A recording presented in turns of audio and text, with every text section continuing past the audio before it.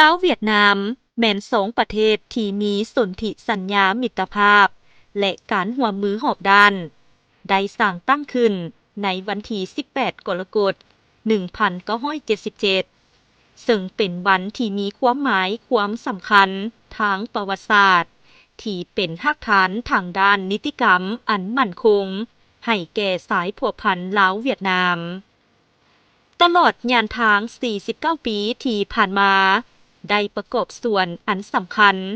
เข้าในภารกิจเปลี่ยนแปลงใหม่ซึ่งได้รับการเสริมขยายอย่างบ่หยุดยัง้งนับทั้งลวงกว้างและลวงเลิก